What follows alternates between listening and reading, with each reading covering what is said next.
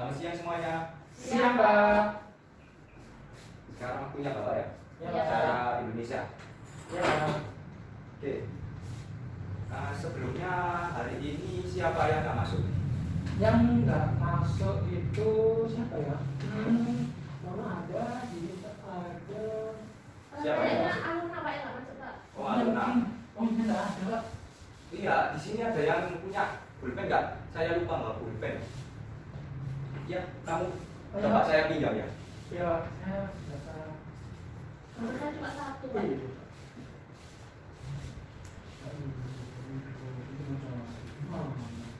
Ya, ya saya pinjam dulu ya pulpen kamu. Oke. Ya Pak. Aluna, nomor absen berapa? 23. 3. Terus siapa lagi yang hari ini tidak masuk? Sudah, Pak. Sudah. Enggak, berarti Aluna saja ya. Ya Pak. Oke, sebelumnya saya ingin tanya bagaimana kabarnya kalian hari ini? Alhamdulillah, Pak. Bebas saja. Alhamdulillah, semoga selalu diberi kesehatan, keselamatan dan tetap semangat ya. Ya Pak. Ya, Pak. Tetap semangat sekolah walaupun ya masih keadaan pandemi. Dan kabarnya ini baru-baru ini info terupdate. Katanya itu COVID varian Omicron sudah masuk di Indonesia. Maka dari itu kalian harus waspada. Tetap apa namanya itu mempertahankan protokol kesehatannya. Mencuci tangan, menjaga jarak, pakai masker kayak gini. Itu. Oke. Saya juga mohon maaf ya, kemarin saya tidak masuk ya minggu lalu itu karena sakit dan harus operasi di rumah sakit. Ya, untuk minggu ini kita akan belajar KD 3.9 yaitu tentang menganalisis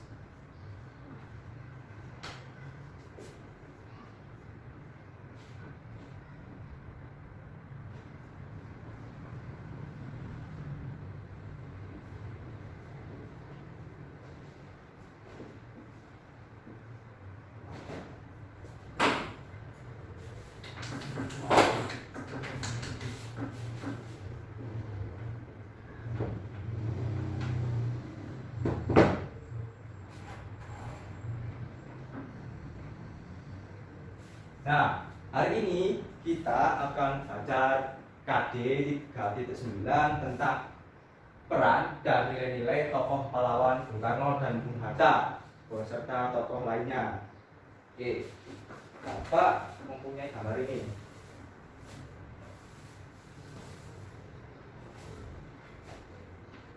Ayo, ini siapa ayo namanya? Itu Insinyur Soekarno Pak. Ya. Ya, betul sekali. Dan tahu nggak, beliau ini lahir pada tanggal berapa? Ayo. 28 Oktober 6 19. Juni 1902 Pak. Oh. 1901 Yang Pak. tepat tanggal 6 Juni 1901. Siapa tadi yang jawab? Benar. Novel, Pak. Sofina Pak. Kok Novan gitu? Yang jawab itu. Oh, Sofina ya, absen berapa, Sok? Absen 10 Pak. Absen 10. Jalan baik. Ya, benar sekali kata Sofina tadi. Bung Karno lahir pada 6 Juni tahun 1901 di Surabaya. Ayahnya bernama Raden Sukemi dan ibunya bernama Bu Ida panggilannya. Sekilas ya cerita tentang beliau ini. Beliau ini sebenarnya itu dulunya itu namanya itu Yala Kusno ya, bukan Soekarno. Mengapa demikian? Karena beliau pada saat itu sering sakit-sakitan, ya sering terkena penyakit kayak malaria dan lain-lain. Ya semacam penyakit zaman dahulu kan banyak sih yang terjadi. Ya banyak yang terjadi pada zaman dulu. Kenapa kok sih Pak? Akhirnya nama Kusno diganti dengan Soekarno. Menurut mitos Jawa, kalau namanya tidak cocok dengan seseorang, orang itu, maka orang itu akan mengalami musibah ya, salah satunya tadi sakit-sakitan. Bahkan itu ceritanya itu bapaknya itu sudah melakukan istilahnya itu tradisi Jawa kuno gitu dengan tirakat atau yang kita menyebutnya yaitu apa ya, kayak semacam tradisi untuk menyembuhkan orang itu ya, dengan tidur di bawah Soekarno. Jadi Bung Karno itu kan tidur di kasur ya, bapaknya itu tidur di bawah kolong kasur itu tadi sambil apa ya, sambil menyalakan sajen. Sama sapi ya? Nah, ya itu. Oh, begitu. Ya, jadi seperti itu. Kemudian atas usul kakeknya, akhirnya menyuruh bapaknya untuk mengganti namanya dengan nama Karno, Soekarna. Asal apa ya, kosakata itu berasal dari salah satu pahlawan pada zaman dahulu, pada zaman Hindu Buddha. Cerita itu loh, apa, Mahabharata. Kan ada pahlawan yang namanya Karna. Nah, di satu sisi bapaknya menyukai tokoh tersebut yaitu Karna, maka dari itu beliau dinamakan Karna. Selanjutnya pada masa kecilnya ya sekitar umur berapa ya? SD itu umur berapa kira-kira? 6.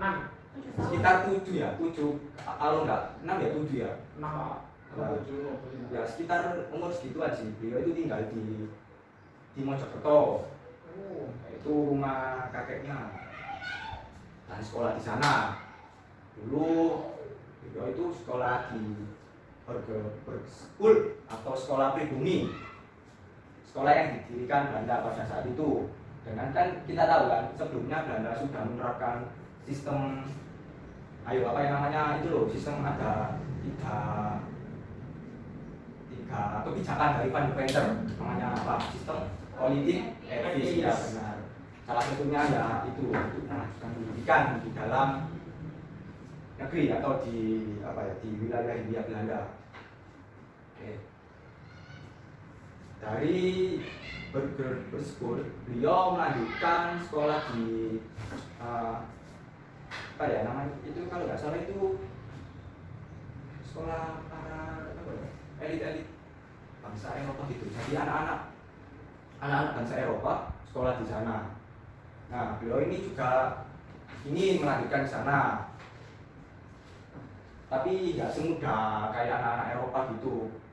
Ingin sekolah di situ langsung diterima masuk. Beliau ini kesusahan dalam pelajaran, ya bahasa Belandanya itu kurang lancar. Akhirnya, bentar ya. Akhirnya beliau ini dikhususkan oleh bapaknya di salah satu kenalannya, yaitu orang Belanda untuk khusus bahasa Belanda. Dan beberapa tahun kemudian akhirnya beliau diterima di situ. Nah, menginjak waktu remaja, beliau ingin sekolah remaja kalau nggak salah. Beliau itu ingin sekolah di HBS, sekolah di Belanda itu, di wilayah Surabaya. Akhirnya dari Mojokerto beliau pindah ke Surabaya. Di sana beliau menetap di rumahnya Hos Cokro Aminoto, salah satu teman dari ayahnya atau kenalan dari ayahnya. Ada yang tahu nggak Cokro Aminoto itu siapa? Sebutkan salah satu ciri khas dari beliau, Cokro Aminoto. Haji Umar Said Cokro Aminoto atau Hos Cokro Aminoto. Ada yang tahu? Ya, info ini coba kalian beliau ini bisa dibilang itu sebagai raja tak bermahkota di Jawa. Kenapa kok disebut gitu, Pak? Ya, karena beliau ini dulunya itu pemimpin yang karismatik, pemimpin dari syarikat Islam. Kita tahu anggotanya itu beribu-ribu, bahkan mungkin berjuta-juta orang. Nah, kita kembali lagi ke Soekarno ya. Beliau tinggal di sana dan belajar di sana mengenai kultural yang ada di Surabaya, serta ya yang ada di lingkungan rumahnya itu, lingkungan Hos Cokro Aminoto.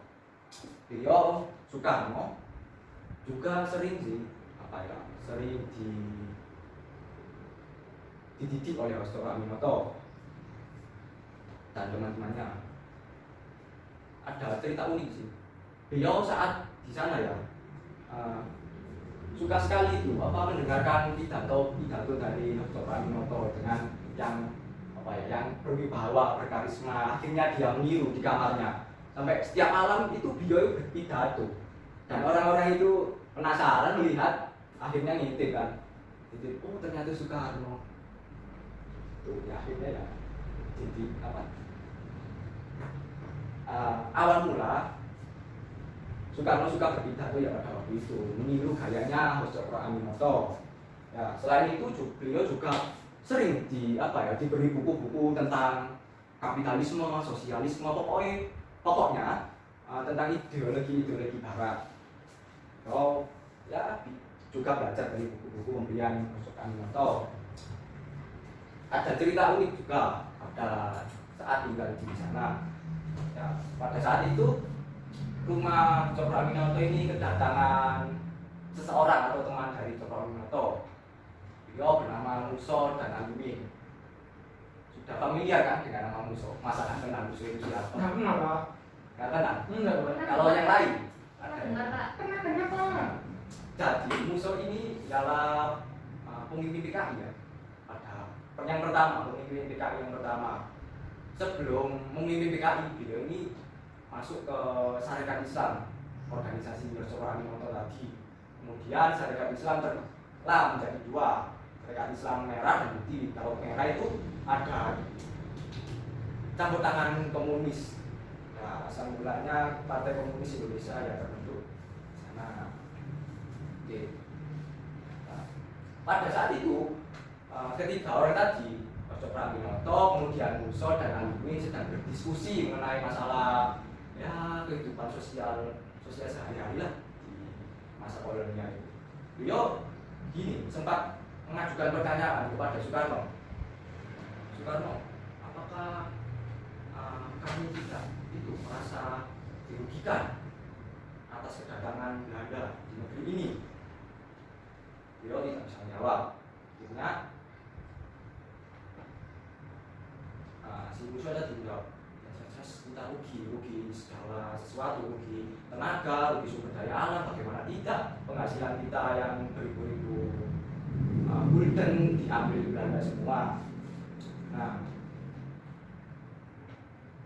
dari situlah Soekarno juga tergerak hatinya, tergerak rasa nasionalismenya dari cerita-cerita yang dituturkan para seniornya tadi. Nah, kemudian beliau juga mengalami diskriminasi lah di sekolah BS. Kenapa ya? Karena itu di sana beliau itu dikucilkan karena ya seperti yang kita tahu orang Belanda kan itu sih sangat rasis gitu. Kalau ada orang selain kulit putih itu rasa sensitifnya itu tinggi. Beliau sering dicaci maki, sering dijelek-jelekan, dielakkan, dikatai monyet dan lain sebagainya. Tapi beliau tidak menjadikan itu sebuah rasa minder atau malah ngedon gitu. Malah beliau semakin semangat belajar, semangat menempuh pendidikannya, semangat memperbaiki dunia Belanda. Nah, habis Belanda, habis sekolah di ABS, kemudian beliau pergilah ke Bandung. Nah, di sini tuh beliau dan cerita unik sih. Ini tentang asal mula terbentuknya Marxisme. Ada yang tahu nggak Marxisme itu apa? Ayo novel, kok dari tadi terus. Tadi kalau saya bahas, Kenapa? Tadi malam tidur jam berapa? saya tidur jam 1, Pak. Belajar terus sama tuh. Belajar apa? Buku ini jam saya 1. Ayo jawab tadi pertanyaannya, Noval. Iya. Makin Tadi saya bicara kok nggak? Itu iya, ya, nggak masuk ya di. Masuk, Pak. Ayo, sekarang jawab. Apa itu Marxisme? Marxisme, Pak, itu Silakan. suatu apa ya? Suatu apa ya Marxisme itu? Silakan, Pak Sofina. Silakan. Kok dilempar ke temannya ini dari mana? Ayo. Gimana Noval? Bisa jawab nggak? Lah itu, Pak. Saya tuh bisa jawab sebenarnya. Marxisme. Ya, Marxen dan Isme. Ya. Marxen. Ya. Dan Isme, Pak. Ya, gitu. Ya itu artinya apa? Ayo, yang lain gimana? Ada ya? Ayo, yang lain aja. Ya, sedikit-sedikit nggak apa-apa ya. Ya, yang saya tahu materialisme itu ideologi gitu Pak. Nah itu Pak betul Pak, saya mau jawab itu. Ya, kenapa dinamakan materialisme? Karena diambil dari nama orang Pak, namanya Marhen begitu Pak. Tapi Mas belum tahu Pak ideologi apa Pak materialisme? Nah, ya kurang lebihnya seperti itu maka. Nah, apa ideologi seperti apa materialisme itu? Jelas Itu sebuah paham yang berjadikan sosialisme. Kenapa? Kan tadi disebutkan Sofina ya. Marhen itu asal mulanya dari seseorang, nama seseorang. Nah, pada saat itu Bung Karno itu tidak sengaja bertemu dengan seseorang yang ada di sawah. Nah, orang itu bekerja sebagai petani sederhana, ya dengan alat seadanya gitu. Seperti ya, nggak ada apa ya, mesin-mesin kayak itu loh, kayak sekarang itu cuma cangkul, petani tradisional banget. Nah, dia bertanya kepada beliau, kepada petani itu, siapakah nama kamu? Marhen, saya Marhen Bung Karno. Kamu di sini kerjanya sudah berapa tahun? Saya sudah lama semenjak bapak saya sudah meninggal. Terus hasil panen kamu ini cukup nggak untuk kebutuhan sehari-harimu? Don jawab, iya Bung Karno, cukup untuk keluarga saya sendiri, tapi tidak saya jual belikan hasil panen saya. Nah, atas dasar itulah Bung Karno ya teringat dengan apa yang sudah dipelajarinya di Surabaya. Ya kan tadi kan saya katakan beliau pernah dikasih buku-buku tentang sosialisme, komunis, kapitalis, pokoknya buku-buku dari Eropa. Nah, ya silakan. Karena tadi kan seperti itu kan, marxisme tadi. Nah sekarang apa bedanya komunisme dengan sosialisme? Ya sangat-sangat. Kalau saya bilang sih mirip ya, tapi sebenarnya itu berbeda. Perbedaannya terletak dari itu apa sebenarnya? Maksudnya apa namanya itu apa? Itu loh. Kan sosialisme kan nantinya kan ke arah apa ya? Komunisme. Nah, kalau Marxisme ini kan nanti ke lebih ke apa ya? Atau sudah juga? Bukan sebuah paham ya. Untuk mensejahterakan gitu Pak? Bukan juga? Ya kurang lebihnya seperti itu, untuk mensejahterakan masyarakatnya itu. Untuk mensejahterakan masyarakat. Sosialisme ya juga seperti tapi ya gimana ya, kalau beliau kan itu sih pemikirannya kan dari para ideologi terdahulu ya, contohnya sosialisasi kan ya, bisa dibilang ya sama sih, tapi hampir-hampir mirip, cuma ya menurut beliau cuma apa ya, konteksnya yang dibedakan. Tapi saya lupa, nanti saya kirimkan kamu sebuah PDF ada kok. Pokoknya ya intinya itu tentang mensejahterakan. Ya beda jauh tuh Pak. Mirip ya. Berarti kalau tidak berbeda jauh sama halnya kayak di Korea Utara itu Pak, yang sekarang Di Korea Utara itu menerapkan sistem komunis diktator, itu pemimpin sebagai pemegang kendali. Nah, kalau ada rakyat-rakyatnya atau bawahannya memberontak, asasi bebaskan, tidak kan. berarti ada beberapa macam ya Pak ya? Ya. Komunisme apa, sosialisme apa? Ya, nanti saya ada kirimkan. Bisa kalian baca-baca untuk sekitar apa ya, pengetahuan baru ya. Oke, anak-anak, kan? Ya. Dan tadi kan beliau sudah kepikiran menemukan bangsa baru ini, Marxisme. Akhirnya beliau mendirikan sebuah partai atau komunitas yang bernama PNI, Partai Nasionalis Indonesia. Indonesia apa Indonesialis ya gimana? Oh iya Indonesia Pak, nama salah. Tak fokus ya. Iya. Minum dulu coba. Saya lagi pikiran saya dia Pak. Dia siapa dia? Dia yang di situ Pak. Siapa? Di situ Pak. Mana? Siapa namanya? Oh yang di belakangnya itu Pak? Depan Pak, yang kiri Pak. Siapa sih namanya? Dia. Ya nggak apa-apa sih, wajar aja kan. Seumuran kalian itu sudah apa? Saling jatuh cinta gitu kan wajar. Ya cuma jangan itulah mengganggu pelajaran kalian. Iya betul Pak. Kalau Kan Bapak sudah pengalaman Pak? Hah? Sudah pengalaman Bapak? Sudah ya pastinya ya? Kalau SMA saya dulu sih pacaran nggak pernah sih. Wah cuma mencintai pernah, tapi ya gitu. Udah pacaran itu kan saya fokus ke Yang pendidikan gitu ya? ya, fokus pada diri saya sendiri, belajar dengan giat. Nggak apa-apa sih pacaran, saya memperbolehkan pacaran asalkan pacaran yang sehat, asalkan pacaran yang positif. Tuh. Dan misalkan nanti ada tugas, ayo ya bareng, diskusi bareng tentang tugas ini. Itu loh ya. Jangan cuma seneng-seneng doang, jalan-jalan ke mall, wisata, lupa dengan sekolahnya. Jangan seperti itu ya. Dulu pacaran yang positif. Lanjut Pak, lanjut. Ya, karena apa ini? Nah, setelah mendirikan PN ini, akhirnya lambat tahun PN ini berkembang pesat. Ya, hanya anggota yang hanya orang-orang masuk PNI sampai-sampai dia itu di Bandung itu seminggu itu bisa berpidato berkali-kali ya ke daerah-daerah ya. Namanya Singapura dijulukan ya maklum lah. Bukan kan seperti itu. Sampai-sampai akhirnya pada saat berpidato di mana saya lupa. Nah, saat itu ada masukan dari Belanda yang membubarkan orasi yang dilakukan Bung Karno. Kemudian beliau ditangkap dan didakwa di peradilan Belanda. Itu alasannya ya karena menyebarkan statement ingin menjatuhkan Belanda gitu dengan orasi-orasi tadi, orasi yang nasionalis, semangat nasional. Beliau didakwa, akhirnya masuk penjara. Nah, kemudian diasingkan di Sumatera sampai pada tahun itu zamannya Jepang masuk ke Indonesia ke situ. Ya silakan. Nah, kemudian pada masa itu Jepang ini tuh masa-masa yang sulit bagi bangsa Indonesia. Nah, posisinya tadi Bung Karno kan ada di Sumatera ya. Nah, beliau ini tahu dengan kedatangan Jepang di Indonesia. Pertama kali kan Jepang mendarat di Kalimantan, katanya. Kemudian ada Sumatera dan Jawa.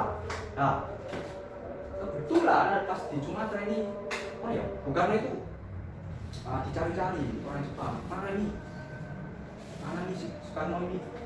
Katanya diasingkan di Sumatera.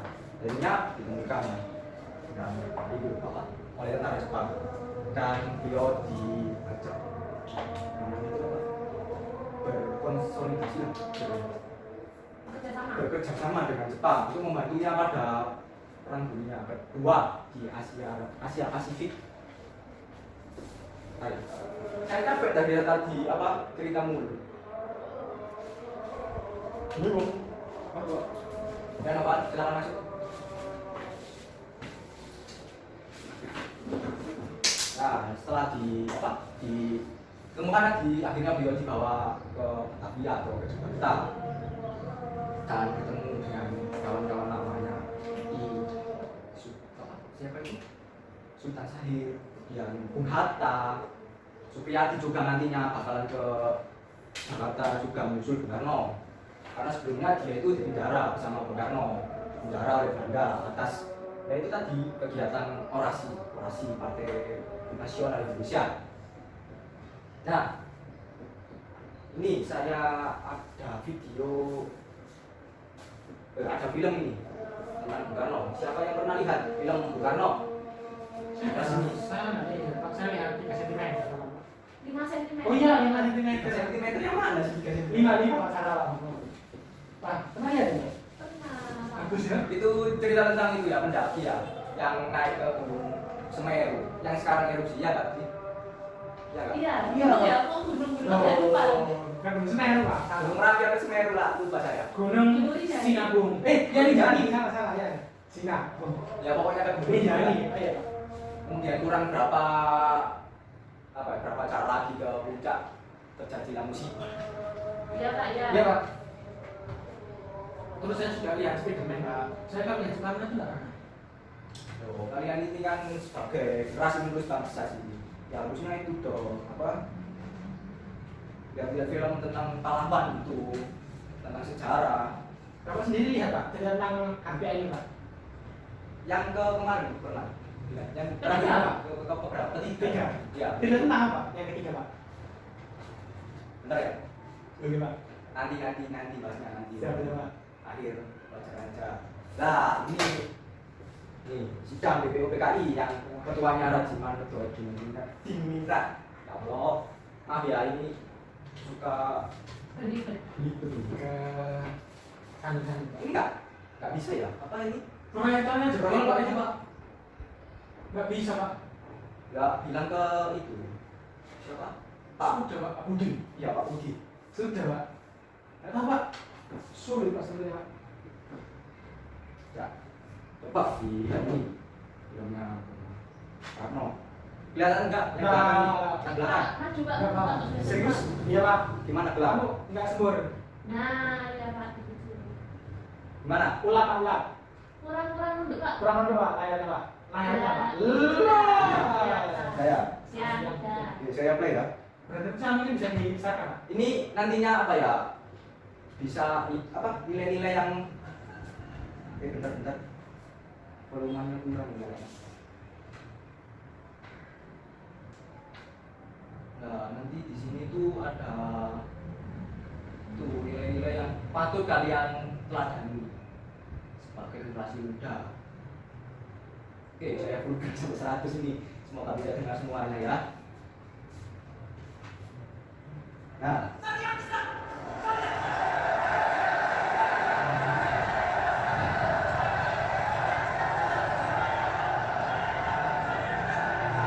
Ini harus mana?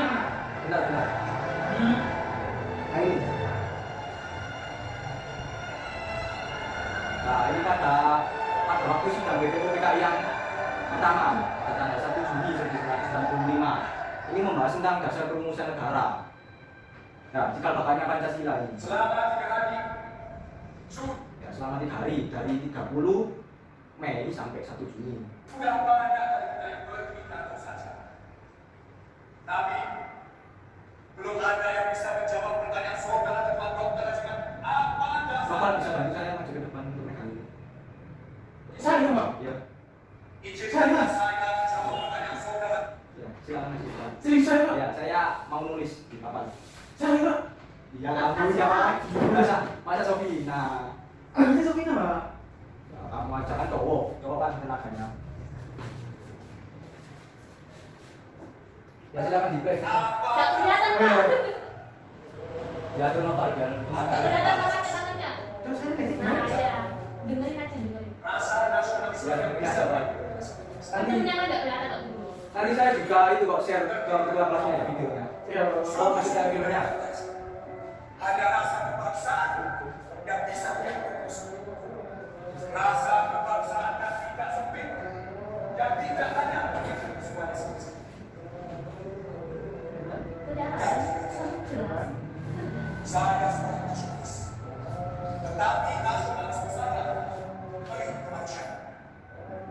Jangan sampai kita mengatur nasionalisme dalam isolasi, tapi nasionalisme yang menunjukkan persaudaraan.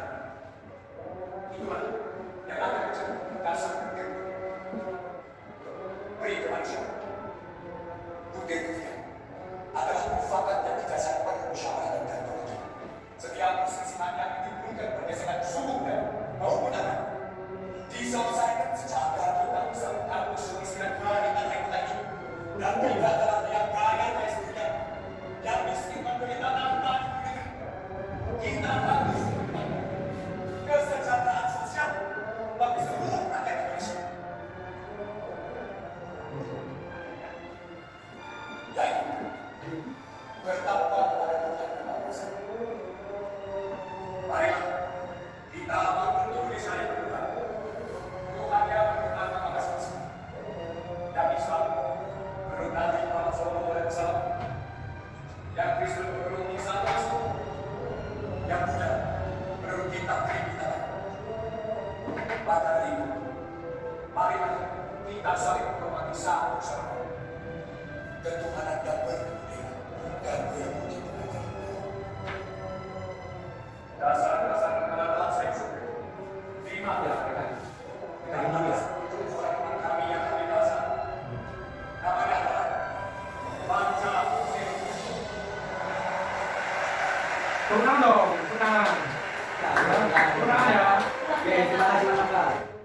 silakan dulu. Tepuk tangan dulu ya. Nah, jadi itu punya. Nah, apa sih yang kita pelajari dari potongan apa film tadi? Yang pertama ada nilai kebangsaan yang digaungkan nasionalisme yang digaungkan oleh Soekarno, kemudian nasionalisme dunia, kelihatan nggak saya kalau gitu? Atau internasional. Yang ketiga ada musyawarah mufakat, dan yang keempat kesejahteraan rakyat, dan yang terakhir ada religius. Itu percaya kepada Tuhan yang Maha Esa. Islam percaya kepada Allah, Kristen kepada Isa Masih, Buddha kepada Buddha itu siapa Buddha? Daerah ya, ada yang tahu nggak? Buddha. Ada kamu bisa. Aku di sini apa? Bukan, Pak. Tadi itu kita apa? Kita kan. Kita apa? Ya, kita kan, Pak. Ateis. Nah, ya, Bung Karno pada saat itu juga anggota BPUPKI. Inilah peran dan nilai-nilai dari Bung Karno. Kemarin itu sih sudah saya berikan PR atau tugas ya saat saya operasi di rumah sakit. Belum, Pak. Sudah mengerjakan apa belum ini? Belum, Pak. Sudah, Pak. Gak ada tugas, Pak. Kok belum sih? Novel ini kayaknya itu pacaran terus ya. Iya, Pak. Jalan-jalan ke kantin, Pak, kemarin, Pak. Wah, jalan-jalan. Padahal janjinya sama dia loh. Enggak, Dia Pak. nggak nyadar loh. Siapa ya? Dia siapa? Dia aktif. Dari tadi kok dia siapa? Dia ya paham dia. Jangan gitu Nova. Lain kalau ada tugas itu ya dikerjakan. Jangan pacaran aja. Ayo yang sudah mengerjakan. Saya, Pak, saya. Nah, silakan kami. Ya, Nah, Pak. ini Pak, ini kelompok saya, Pak. Bukan, Pak. Bukan kelompok saya, Pak. Tugas saya yang berikan itu bukan kelompokan, tapi itu. Oh, gitu. Ayo, jangan cari sih. Ya, Pak. Saya bacakan ya, Pak. Ya silakan. Ya, jadi pas kemarin itu Pak, yang bisa diambil itu para pemuda itu mengetahui berita kekalahan Jepang melalui radio. Nah, Syahrir sebagai tokoh pemuda itu merupakan orang pertama yang mendesak Soekarno, namun ditolak oleh Bentar. Ini itu ya apa sebenarnya apa namanya? Film, Pak. Lanjutannya dari film ini ya tadi Ya. pada sidang BPUPKI ya. Ya, Pak. Nah, ya silakan lanjutkan. Kemudian dari itu pergi ke Menteng Raya untuk berdiskusi dengan pemuda di sana. Di antaranya ada Leo Saleh, Darwis, Wikana, dan Sukarni. Selanjutnya Wikana dan Darwis datang ke Soekarno untuk menyampaikan hasil diskusi mereka, namun lagi-lagi ditolak. Kemudian pemuda berinisiatif menculik Soekarno Hatta untuk dibawa ke Mas Deko. Akhirnya misi mereka berhasil. Ahmad Sukarjo kemudian datang menemui para pemuda di Mas Deko dan bernegosiasi dengan para pemuda. Dan akhirnya mereka sepakat. Akhirnya mereka kembali ke Jakarta dan mulai menyusun teks proklamasi. Ayo yang lainnya juga Mereka didengarkan ya. kemudian menuju ke rumah Laksamana Mega dan beliau memberi jaminan keamanan dan akhirnya naskah proklamasi dapat dituliskan. Salah satu peserta diskusi dari golongan pemuda yang Soekarni menyarankan Soekarno Hatta untuk menandatangani naskah tersebut. Akhirnya pada tanggal 17 Agustus di rumah Soekarno pembacaan naskah proklamasi. Ya. Sudah, Pak? Sudah. Ya. Nih, tepuk tangan untuk Sofina. Bagus sekali ya, lengkap sesuai dengan apa yang saya inginkan. Maka ini Sofina saya kasih hadiah ini ponakan. Oh iya, Pak, terima kasih. Bisa pakai, Pak. Bisa dong. Berapa itu, Pak? Sepuasnya katanya Bu Kantin. Yuk, kita lanjut. Enggak mau. Buat aku sendiri. Wah, Kenapa Pak? Kenapa? sama apa? Mau udah tuan tadi. Mau. Kamu nggak kerjakan gitu. Mau tuan. Mau makannya dorong sih kamu. Iya, Pak. Makannya sama, Pak. Nah, tadi kan kita sudah itu sih bicara tentang Bung Karno, sekarang Bung Hatta, belum ada Bung Hatta. Nah, ini saya ada proyek atau diskusi mengenai peran dan nilai-nilai tokoh pahlawan. Bentar ya. Ini ada berapa ini jumlah siswanya? Ada 36. 36. Iya, Pak. Berarti enaknya dibagi berapa ini? Dibagi 6 aja, Pak. Kita kelompok 6 orang. Berarti ada, maksud saya ada berapa kelompok? 6 kelompok, Pak. Atau dibagi 3 kelompok juga Pak, Pak. Oke, bagi 6 kelompok ya. Kelompok pertama kelompoknya Hani. Saya kalau sama Hari, Pak. Ya, ini saya baginya Haninya Hani sama belakangnya lagi ya. Kelompok pertama, kemudian ini kelompok 2 Kemudian selanjutnya belakangnya kelompok 3, 4, 5, dan 6. Oke. Saya bagikan ini. Karena aku udah malas banget.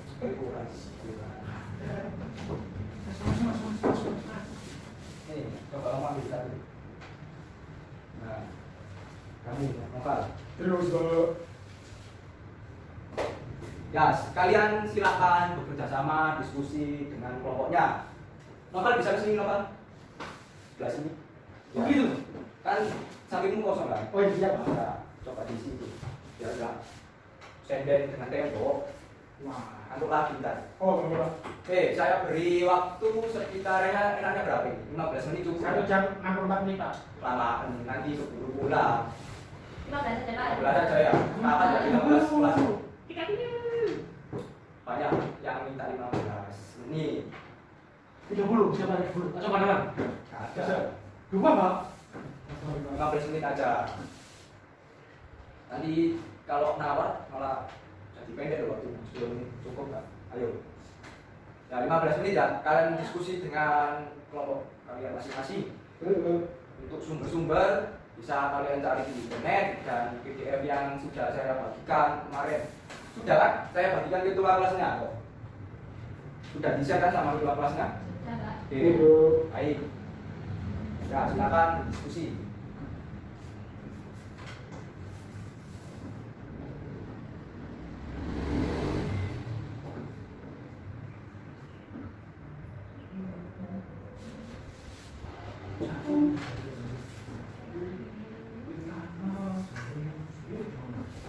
Kalau ada yang ingin ditanyakan boleh ditanyakan kepada saya.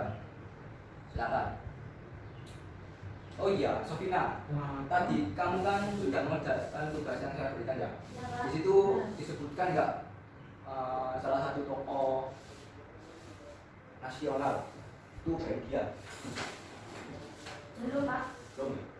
Nah, ya tadi saya juga sempat kepikiran.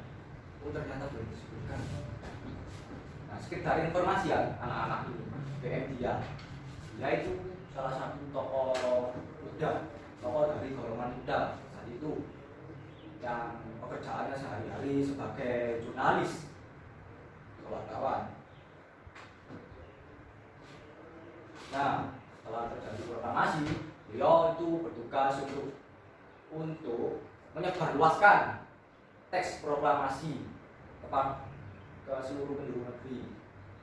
Selain itu juga beliau ikut dalam perumusan naskah proklamasi yang dilaksanakan di Laksamana Medan. Dan saat itu juga ada peristiwa unik yang terjadi. Gimana tidak unik? Naskah tulisan asli dari Bung Karno itu yang sudah diketik oleh Sayuti Milik itu dibuang ke tempat sampah oleh Sayuti Milik. Kemudian dia itu mengetahui kalau itu adalah sesuatu yang penting, sesuatu yang harusnya tidak boleh dibuang. Akhirnya beliau mengambil dan menyimpannya selama berpuluh-puluh tahun, disimpan di rumahnya. Nah, uniknya itu karena ya sejarah kan tidak terlepas dari bukti sejarah yang ada pada masa lampau. Kalau tidak ada bukti sejarah juga sulit untuk dibenarkan.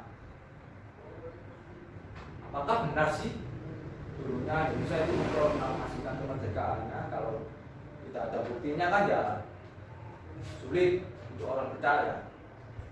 Nah, atas jasa beliau yang menyimpan naskah asli tersebut, ya orang-orang percaya bahwa Indonesia dulu melakukan proklamasi kemerdekaan. Jika dengan naskah yang asli yang masih disimpan.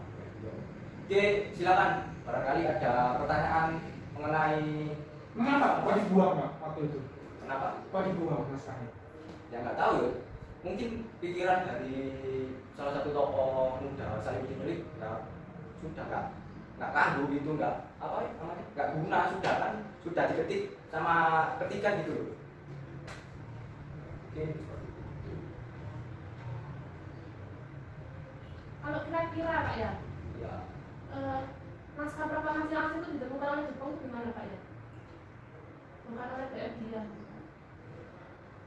Ya, kalau ditemukan oleh Jepang sih rasanya itu ya apa tidak masuk akal karena kan Oh, Jepang ada lupa ya Pak? karena kan itu sih perumusan naskah proklamasi kan ada di rumah Laksana Maeda dan beliau itu menjamin keselamatan Bung Karno dan lain-lain. Iya, kalau ada tentara dari Jepang Nggak mungkin ya Pak? tidak bisa masuk. Ya silakan. Kalau yang banyak kesusahan dengan Saya maksudnya kesusahan Pak. Ini apa? yang penjelasan ini bagi kita menganalisis Muhammad Hatta saja ya Pak. Ya? Mana sih? Ini Pak. Ini Pak. Ngantuk apa? Ayo teman-temannya dibantu apa dulu. Jadi ini ada Muhammad Hatta, terus habis itu kita mulai nomor 1 Sampai nomor 5. Dan emangnya seperti itu kan? Ya, ada sih nggak Muhammad Hatta doang yang kalian cari tahu peran dan nilai-nilainya. Dari teman-teman ada juga pahlawan-pahlawan lain dari golongan muda juga ada.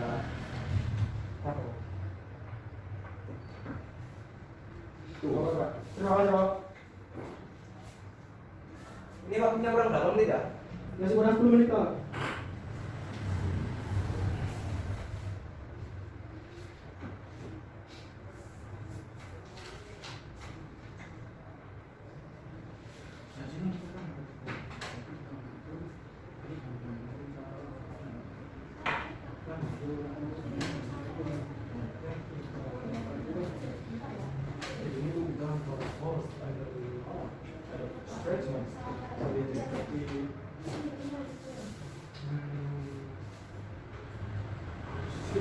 Oh iya, saya tadi lupa. Ini ketua PPKI yang disebutkan Sofina tadi lupa saya tulis. Peraikan naskah proklamasi. Ketua PKI atau BPO PKI Pak? Beliau adalah ketua PPKI. Kalau BPO PKI Rajiman ketuanya. Kemudian tadi itu Menandatangani ya menandatangani naskah proklamasi. naskah. Kemudian beliau juga yang memproklamasikan.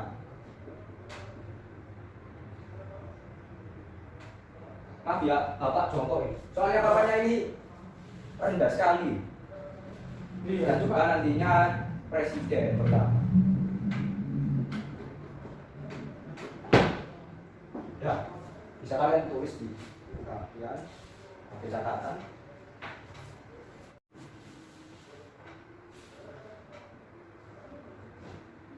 Oke, kurang 2 menit ya waktunya. Mana nih Pak? Nah, jangan lupa kita boleh.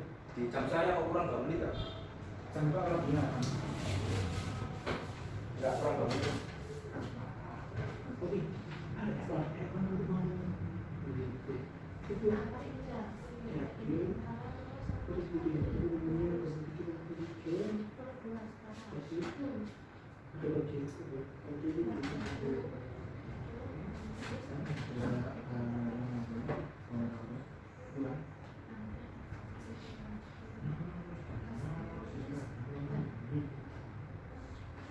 Oke, ini waktunya sudah habis ya anak-anak. Oh. Oke, sudah selesai semua kan? Iya Pak, belum selesai. Sudah Pak, Mas Belum Budi. Pak. Ya, oke, kalau begitu saya waktu lagi segera selesaikan ya. Yuk. Soalnya jamnya ini juga ya mau ya habis kayaknya. Ya Pak, tunggu Pak. Ikan Pak. Ikan ya.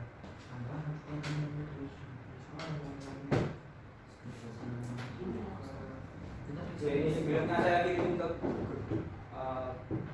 Google ya. Sudah saya masukkan ke Google. Jadi nanti silakan kalian unduh sendiri. Ya. Silakan kalian lihat dan pelajari. Enggak masukin Pak. Coba di refresh ulang. Oh. Kali carinya. Banyak sih nilai-nilai yang dapat kalian ambil dari film ini ya. Banyak. Namanya juga cerita dari Bung Karno. Sesuai dengan konteks pelajaran kita hari ini. Dan ini saya kirimkan juga PDF bukunya karyanya Cindy ada dengan judul Bung Karno Penyambung Lidah Rakyat Indonesia. Saya kirimkan ke ketua kelas saja deh. Oke, sudah. Baik. Jadi totalnya ada 2 PDF ya yang saya kirimkan. Yang ini sama yang kemarin. Iya Pak, betul.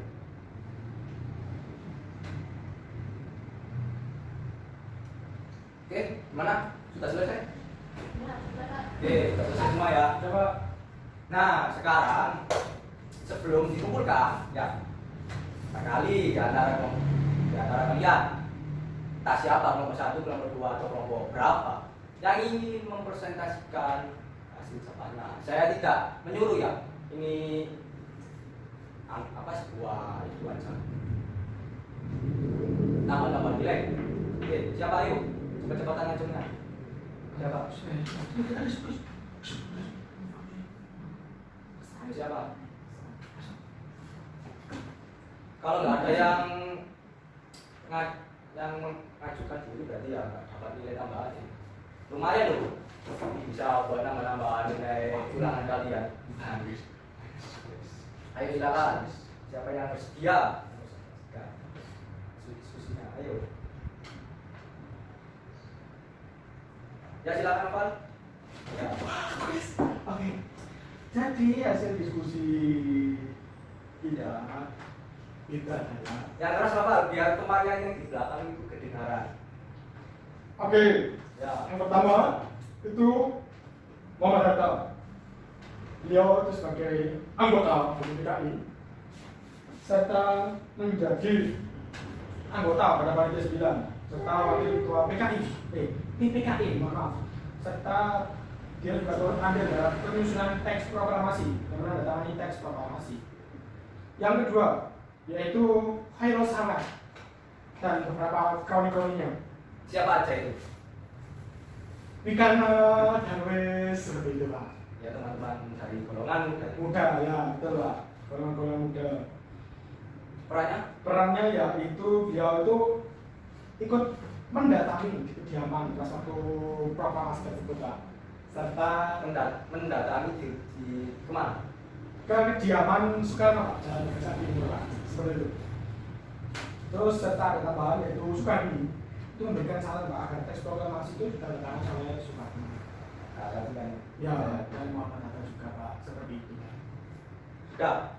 Sepertinya sudah Pak. Nggak tahu kalau ada tambahan dari Mbak kelompok lain ini. Gimana yang lain? Kelompok lain harusnya ada tambahan Pak.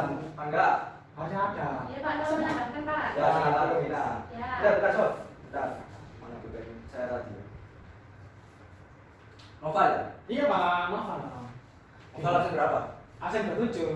7. Terus teman-temannya sebutkan saja absennya. Andi absen Absennya saja. Absen 1. Satu. Terus absen 2. 2. Sama satunya absen 3 Pak. 1, 2, 3, lompat 7 Pak. Oke, 1, 2, 3 sama kamu absen ke-7 ya. Iya Pak. Oke, tambahan. Oke, yang lainnya ayo silakan. Ina tadi. Ya, jadi kalau kami itu Pak, peran dari Guru Saleh Pak, menambahkan Pak. Jadi Guru Saleh itu perannya itu beliau itu menemui Soekarno di lapangan terbang Kemayoran usai kembali dari darat Vietnam, lalu mendesak Soekarno agar segera memproklamirkan kemerdekaan, juga mengadakan rapat di gedung bakteriologi di Jalan Kebangsaan Pak. Itu Pak, itu saja. Oke, luar biasa untuk kalian semua. Kita lakukan. Ya, kenapa-napa? Ya. Luar biasa ya, zaman-zaman kalian ya. Sangat, saya bilang, bisa dibilang itu teliti gitu. Teliti yang apa? Yang tadi. Seperti itu yang disebutkan Sofina. Siapa tadi? Khairul Saleh. Ya Pak, Guru Menjemput Saleh. di bandara. Ya. Nah, itu benar-benar pemikiran yang sangat kritis, sangat teliti. Sofina tadi absen berapa lupa ya? Absen 10 Pak. 10. Bukan tadi berapa ya? Boleh saya ambil? Ya Pak.